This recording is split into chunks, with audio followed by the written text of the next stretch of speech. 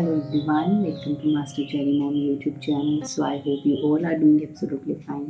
And आज हम जिस बारे में बात करने वाले हैं वो है कि प्रेगनेंसी के टाइम पे हमें प्राइवेट पार्ट में दर्द हो रहा है 9वें महीने में, तो वो किस बात का संकेत है और हमें क्या करना चाहिए।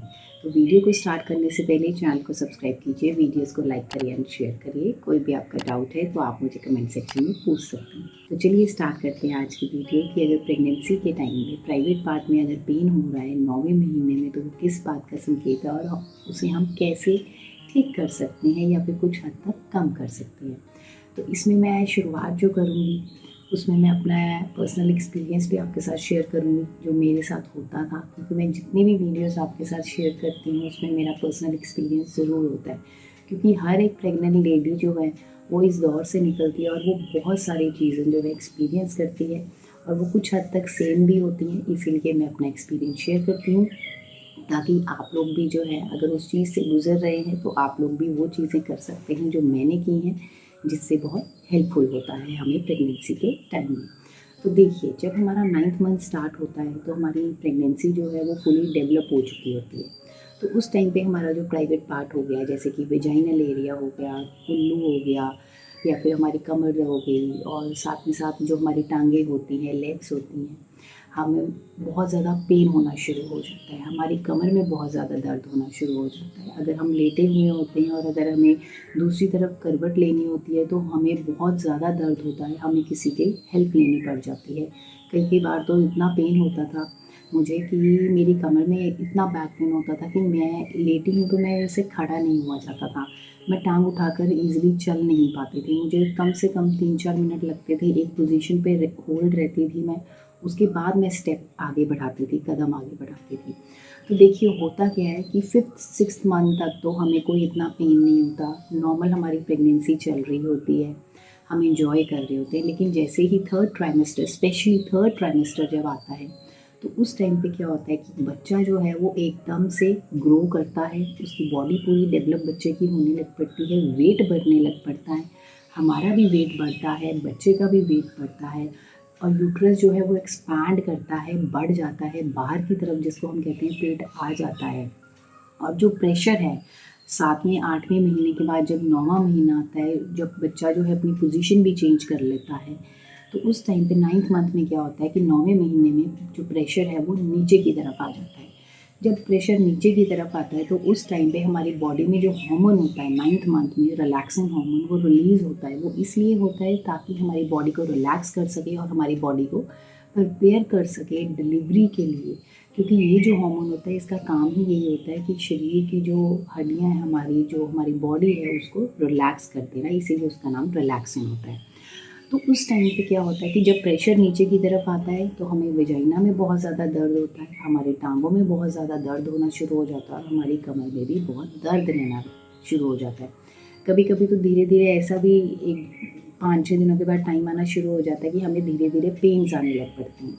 उसको हम ब्रेक्सटन हिट्स कॉन्ट्रैक्शंस भी कहते हैं, क्योंकि हमारी बॉडी जो है हमें प्रिपेयर कर रही है कि डिलीवरी का टाइम पास आने वाला है। तो ये जो होता है, दर्द जो होती हैं, ये इसी वजह से होती हैं जो कि मैंने आपको बताया, रिलैक्सिंग हार्मोन की वजह से, ताकि हमारी बॉडी को प्रिपेयर किया जा रहा होता है कि हम डिलीवरी के लिए तैयार रहें।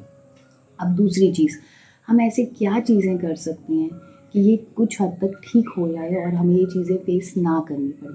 तो देखिए, जो मैंने सबसे पहली चीज़ की थी, जैसे मैं अगर सोई होती थी तो मुझे मेरी जो टांगें हैं उनमें ना एकदम से ऐसा लगता था जैसे नसें चढ़ गई हैं, एकदम गांठ पड़ गई है और इतनी पेन होती थी हद से ज़्यादा कि मैं चिल्ला देती थी पूरा। तो आप क्या करें कि जब भी आप सो रहे हैं तो आप अपने टांगों के नीचे जो है पिल्लो रख लीजिए। आप तकिया रखिए, पिल्लो रखिए, एक नहीं तो 2, ताकि आपकी टांगें जो है वो थोड़ा ऊपर की तरफ रहे, ना कि नीचे की तरफ रहे। सबसे पहली चीज़ आपने ये करनी है। दूसरी चीज़ आप ये करिए कि आप थोड़ा सा योगा करिए।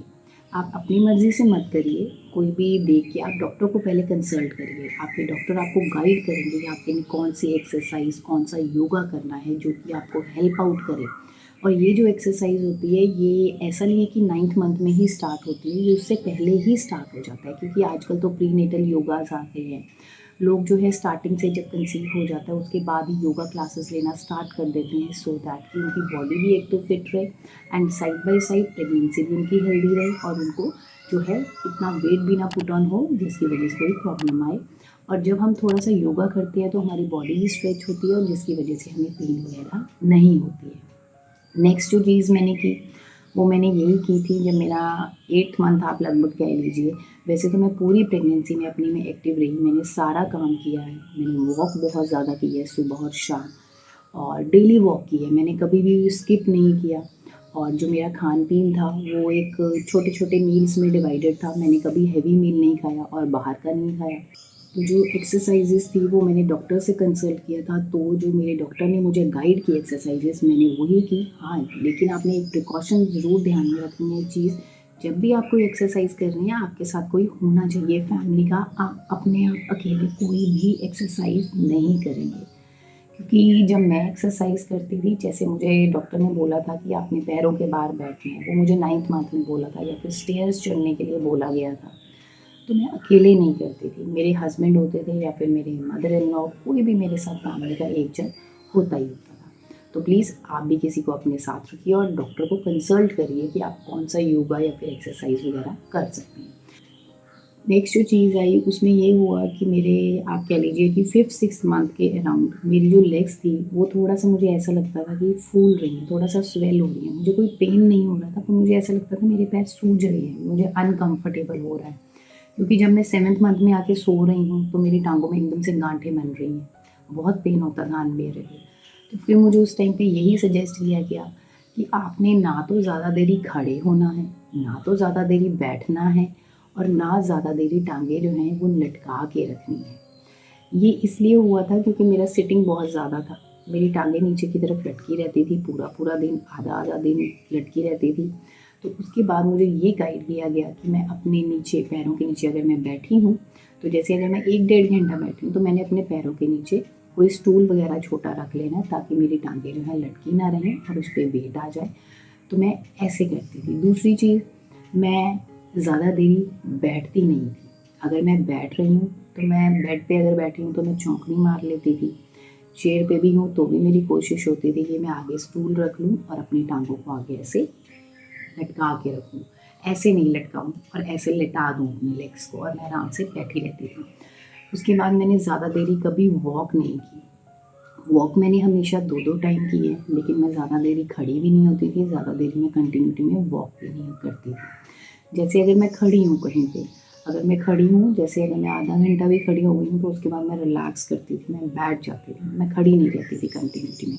क्योंकि उससे क्या होता था कि हमारी जो बैक है उस पर प्रेशर पड़ता है, हमारी लेग्स पे प्रेशर पड़ता है, जिसकी वजह से हमें अनबेयरेबल पेन होती है, बहुत ज़्यादा दर्द होती है। तो मैंने ये प्रिकॉशंस ली थी 9th मंथ में आके, जब मुझे ये चीज़ें होनी स्टार्ट हुई तो वो बहुत हद तक, क्योंकि ये चीज़ें मैं पहले से करती आ रही थी, आप कह लीजिए 7th मंथ से मैंने पिल्लो रखना स्टार्ट कर दिया था, इन चीज़ों का ध्यान रखना शुरू कर दिया था कि मैं ज़्यादा देर खड़ी ना रहूँ, ज़्यादा देर मेरी टांगें लटकी ना रहें, क्योंकि मुझे पेन्स आनी शुरू हो चुकी थी उस टाइम पे, टांगों में, कमर में हल्की हल्की पेन रहती थी। तो ये मेरे गायनेक ने मुझे सजेस्ट किया और मैंने यही चीज़ें की, और जिससे कि मुझे 9th मंथ में बहुत हेल्प मिली, और मुझे इतना कोई पेन नहीं हुआ 9th मंथ में। लेकिन हाँ, मुझे मेरे प्राइवेट पार्ट में प्रेशर पड़ता था तो पेन बहुत ज़्यादा होता था, बट वो धीरे धीरे हमारी बॉडी प्रिपेयर भी कर रही होती है हमें प्रेगनेंसी के लिए, डिलीवरी के लिए, कि हाँ हमारा डिलीवरी टाइम पास आ रहा है। तो इसलिए इतना घबराने वाली कोई बात नहीं है, आपने बस इन चीज़ों का ध्यान रखना है। एंड येस, एक चीज़ बहुत ज़रूरी, आप जब भी वॉक कर रहे हैं, बाहर जा रहे हैं घर से, तो ध्यान रखिए कि आप शूज़ पहने, आप हील्स वगैरह ना पहने, क्योंकि जब हम हील्स वगैरह पहनते हैं तो उससे हमें बहुत ज़्यादा स्ट्रेस पड़ता है हमारी बॉडी पे, हमारे पैरों की एड़ियों पे, हमारी बैक पे, और जिसकी वजह से हमें पेन होती है। तो मैंने अपनी पूरी प्रेगनेंसी में स्पोर्ट शूज़ पहने हैं, एंड आपको भी जो कंफर्टेबल हो आप वो पहनिए, ताकि उससे कोई भी आपको दर्द ना हो। तो आई होप आपको इस वीडियो से हेल्प मिली होगी, आपको पता चला होगा कि प्रेगनेंसी के अगर 9th मंथ में हमें पेन्स हो रही हैं हमारे प्राइवेट पार्ट में, तो वो किस वजह से हो रही हैं और हम उनको कैसे ठीक कर सकते हैं। तो जाने से पहले चैनल को सब्सक्राइब कीजिए, वीडियोस को लाइक करिए और शेयर करिए। कोई भी आपका डाउट है तो आप मुझे कमेंट सेक्शन में पूछ सकते हैं।